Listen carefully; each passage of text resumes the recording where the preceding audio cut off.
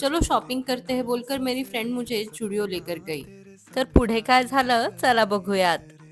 वैसे आज मेरा जूडियो जाकर शॉपिंग पर पैसे उडाने का जरा भी मन नहीं था। शॉपिंगला जायला नको म्हटल्यावर अरे यार फ्रेंडसाठी एवढं पण नाही का करू शकत असा इमोशनल डायलॉग मारून शेवटी ती जिंकलीच।